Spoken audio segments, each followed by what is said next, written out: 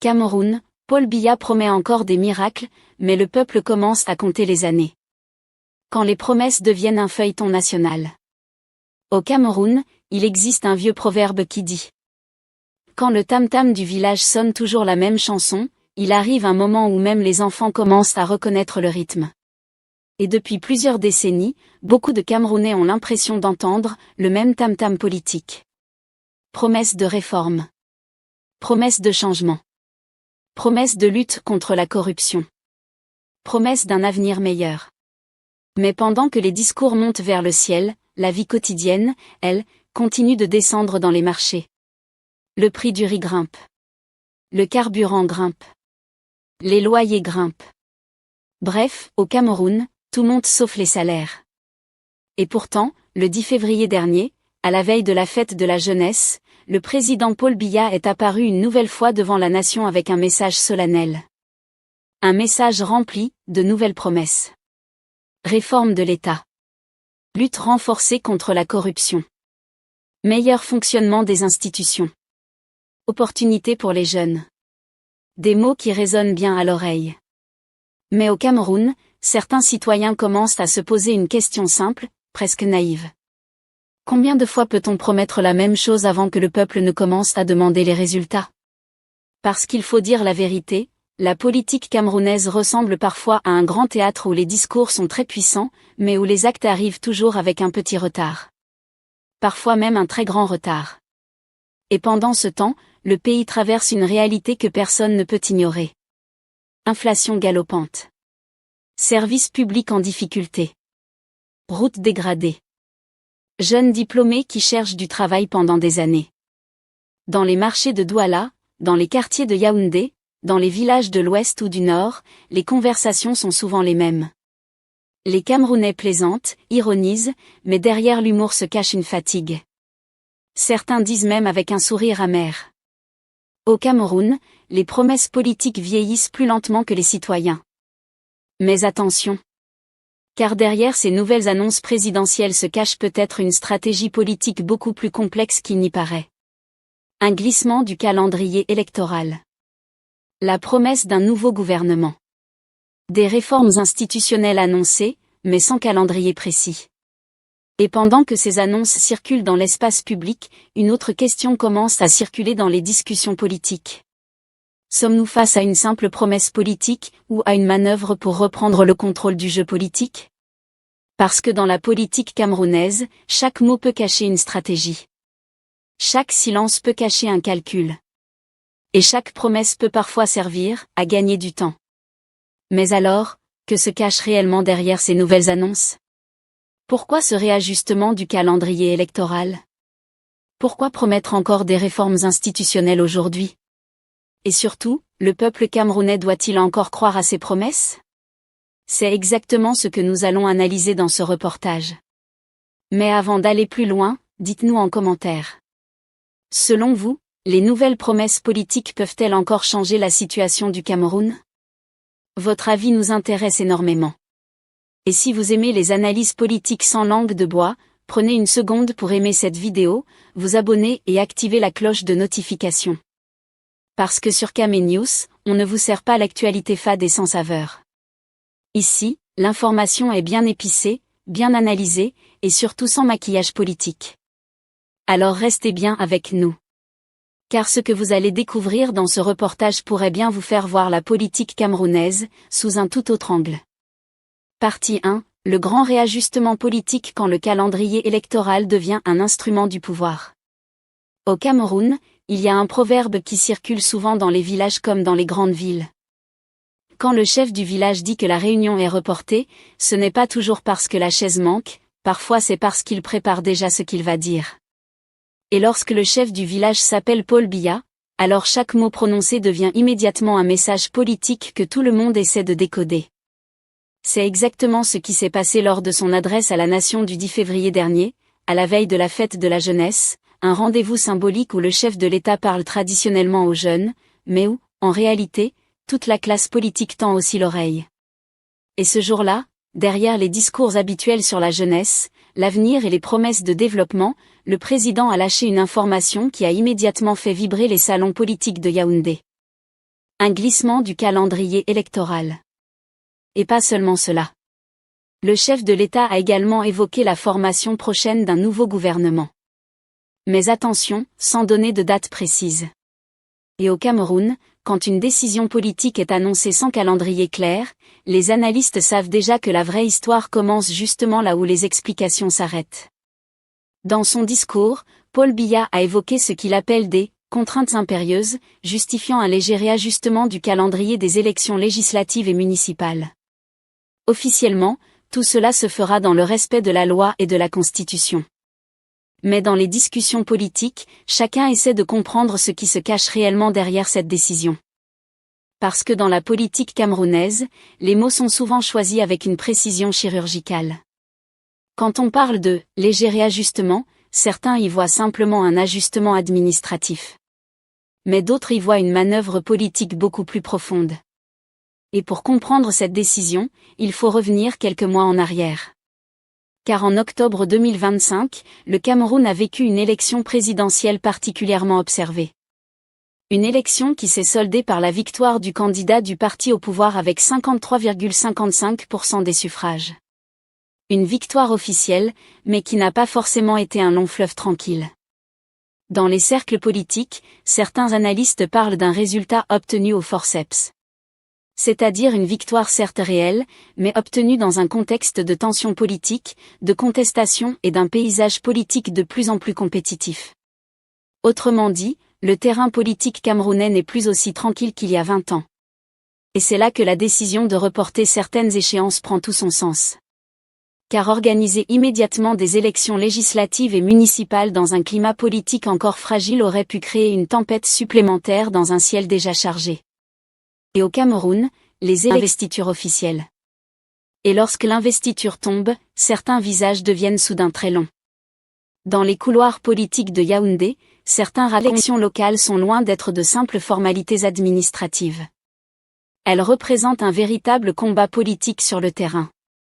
Chaque commune devient un champ de bataille électorale. Chaque circonscription devient un laboratoire d'influence. Et chaque siège de député devient un trophée politique très convoité. Dans certaines localités, les campagnes électorales peuvent même devenir plus passionnées que les matchs de football du week-end. Parce qu'un poste de maire ou de député ne représente pas seulement un mandat politique. C'est aussi une position stratégique qui permet d'influencer les projets de développement local, les réseaux économiques et parfois même l'équilibre des pouvoirs régionaux. Alors imaginez un instant organiser ces élections dans un contexte où les rivalités politiques sont encore très présentes après une présidentielle disputée. Le risque de tension aurait été réel. Et c'est peut-être pour cela que le président a choisi de ralentir la cadence. Au Cameroun, on dit souvent avec humour. Quand la sauce commence à bouillir trop fort, le cuisinier baisse un peu le feu pour éviter que la marmite ne déborde. Et dans ce cas précis, la marmite politique semblait justement commencer à chauffer. Mais ce n'est pas tout. Car derrière ce glissement du calendrier électoral se cache aussi une autre réalité administrative et politique. Le mandat des députés et celui des conseillers municipaux ont déjà connu des prorogations par le passé. Par exemple, un décret présidentiel du 24 juillet 2024 avait déjà prolongé le mandat des conseillers municipaux jusqu'au 31 mai 2026, tandis que celui des députés avait été prolongé jusqu'au 30 mars 2026. Autrement dit, le terrain juridique permettant un nouveau réajustement existe déjà. Et dans un système politique où les élections législatives et municipales sont généralement couplées, il devient logique d'organiser ces deux scrutins au même moment. Mais au-delà des aspects juridiques, cette décision révèle aussi une autre dimension, le contrôle du tempo politique. Parce qu'en politique, contrôler le calendrier peut parfois être aussi important que contrôler le discours. Celui qui décide quand les élections ont lieu influence aussi la manière dont les acteurs politiques se préparent. Et cela peut changer beaucoup de choses. Les partis politiques doivent réorganiser leur stratégie. Les candidats potentiels doivent ajuster leurs ambitions. Et les électeurs eux-mêmes doivent patienter encore un peu avant de retourner aux urnes. Pendant ce temps, le pouvoir garde la main sur le rythme des événements. Et dans les cercles politiques camerounais, certains observateurs décrivent cette stratégie comme une manière de reprendre l'initiative. Parce que dans un contexte où les critiques sur la gouvernance se multiplient, où les réseaux sociaux amplifient les débats politiques et où la population exprime de plus en plus ses frustrations sur le coût de la vie. Reprendre le contrôle du calendrier politique devient une manière de gérer la pression. Mais pendant que les décisions se prennent dans les bureaux climatisés de Yaoundé, la population, elle, observe tout cela avec un regard souvent plein d'ironie. Dans les marchés, dans les taxis, dans les salons de coiffure, les discussions politiques ne manquent jamais. Et certains Camerounais résument la situation avec cette phrase pleine d'humour. Chez nous, même le calendrier électoral peut prendre le taxi et faire un détour avant d'arriver à destination. C'est la manière camerounaise de dire que la politique est souvent imprévisible. Mais une chose reste certaine. Avec ce réajustement du calendrier électoral et la promesse d'un futur gouvernement, le jeu politique camerounais vient d'entrer dans une nouvelle phase. Une phase où chaque décision sera scrutée. Une phase où chaque mouvement politique pourra avoir des conséquences importantes.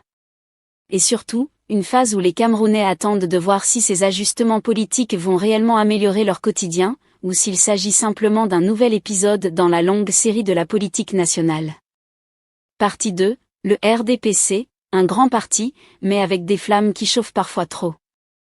Dans la politique camerounaise, il y a une réalité que tout le monde connaît, mais que peu de gens osent dire publiquement, le vrai combat politique ne se passe pas toujours entre le pouvoir et l'opposition.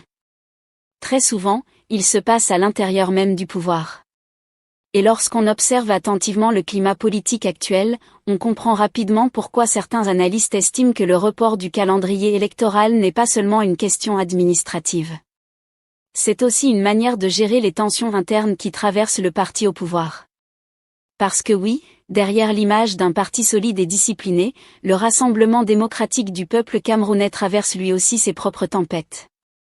Et parfois, ces tempêtes ressemblent à des bagarres de famille où tout le monde veut s'asseoir sur la même chaise. Il faut dire les choses clairement. Depuis plusieurs années, le paysage politique camerounais évolue dans un contexte particulier. Le président Paul Biya, qui dirige le pays depuis plus de 4 décennies, reste la figure centrale autour de laquelle s'organise l'équilibre du pouvoir. Mais avec l'âge, 93 ans aujourd'hui, les interrogations sur l'avenir politique du pays deviennent de plus en plus présentes. Et dans les coulisses du pouvoir, certains responsables politiques commencent naturellement à réfléchir à l'après. Pas publiquement, bien sûr. Au Cameroun, parler trop tôt de succession peut provoquer des migraines politiques très dangereuses. Mais dans les discussions privées, dans les salons feutrés de Yaoundé, dans les réunions stratégiques de certains cercles politiques, le sujet existe bel et bien. Et cela crée parfois des rivalités silencieuses entre différentes élites du système. Parce que dans un grand parti comme le RDPC, les ambitions ne manquent pas. Certains cadres rêvent de devenir les nouveaux visages du pouvoir.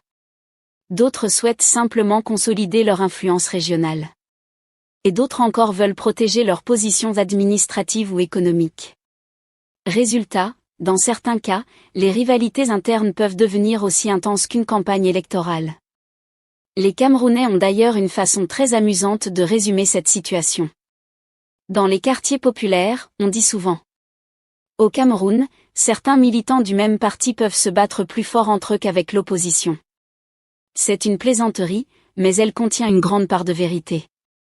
Car lors de certaines élections locales, il n'est pas rare de voir des cadres du même parti se livrer à de véritables luttes de positionnement pour obtenir l'investiture, même que l'annonce des listes d'investiture peut provoquer plus de drames qu'une finale de Coupe du Monde. Parce que celui qui perd l'investiture perd souvent beaucoup plus qu'une simple élection. Il peut perdre son influence locale, son réseau politique, et parfois même son avenir dans certaines structures de pouvoir. C'est pourquoi, à l'approche des élections législatives et municipales, les tensions internes peuvent devenir particulièrement fortes. Car ces élections ne servent pas seulement à choisir des députés ou des maires. Elles servent aussi à mesurer la puissance politique des différentes élites du parti. Chaque région veut montrer qu'elle reste un bastion fidèle. Chaque baron politique veut prouver qu'il contrôle toujours son territoire. Et dans ce contexte, un mauvais résultat électoral peut être interprété comme une faiblesse politique. C'est donc dans cet environnement que le président Paul Biya a choisi de temporiser. En repoussant certaines échéances, il évite pour l'instant que ces rivalités internes explosent au grand jour. Parce que si un remaniement ministériel avait été annoncé immédiatement, certaines frustrations auraient pu se transformer en véritables fractures politiques. Et au Cameroun, quand les élites politiques commencent à se chamailler ouvertement, cela peut rapidement devenir un spectacle national. Les Camerounais aiment souvent dire avec humour: quand les élites se disputent, le peuple devient spectateur, mais il paie toujours le billet. Et c'est précisément ce type de situation que le pouvoir semble vouloir éviter pour le moment. Car même si le RDPC reste la principale force politique du pays, les résultats de l'élection présidentielle de 2025 ont montré une chose importante. La victoire du candidat du parti au pouvoir n'a pas été un long fleuve tranquille. Avec 53,55% des suffrages, le résultat final montre que le paysage politique camerounais devient de plus en plus compétitif. Autrefois, certaines victoires électorales se jouaient avec des marges beaucoup plus confortables. Aujourd'hui, le contexte est différent. L'opinion publique est plus critique. Les réseaux sociaux amplifient les débats politiques. Et les citoyens suivent de plus en plus attentivement les questions de gouvernance. Dans ce climat, la moindre division au sein du parti au pouvoir pourrait fragiliser sa capacité à remporter les prochaines élections locales. Et c'est là que la stratégie politique devient intéressante. Parce que même si les cadres du parti peuvent parfois se chamailler comme des cousins autour d'un héritage, ils savent aussi qu'en période électorale, l'unité reste la clé de la victoire. Et au Cameroun, un autre proverbe résume parfaitement cette logique. Quand la maison familiale est menacée, même les frères qui ne se parlent plus ferment la porte ensemble. Autrement dit, face au risque de perdre certains bastions politiques, les rivalités internes peuvent temporairement disparaître. Les cadres du parti sont alors obligés de travailler ensemble pour préserver leur influence collective. C'est probablement ce que recherche la stratégie actuelle, forcer les différentes factions du pouvoir à se concentrer sur la victoire électorale plutôt que sur leurs querelles internes. Car dans la politique camerounaise, une chose est certaine. Les alliances peuvent changer. Les rivalités peuvent disparaître. Mais la conquête du pouvoir reste toujours l'objectif principal. Et pendant que ces jeux d'influence se déroulent dans les salons politiques de Yaoundé, la population, elle, observe tout cela avec un mélange d'amusement et de scepticisme. Dans les taxis, dans les marchés, dans les salons de coiffure, on entend souvent des commentaires pleins d'ironie. Certains disent par exemple: au Cameroun, la politique ressemble parfois à une série télévisée, il y a toujours de nouveaux épisodes, mais les acteurs restent souvent les mêmes. Mais derrière l'humour, une question revient de plus en plus dans les discussions populaires. Jusqu'à quand ce système politique pourra-t-il maintenir son équilibre? Car les prochaines élections législatives et municipales pourraient bien devenir un test important pour mesurer la solidité réelle du pouvoir.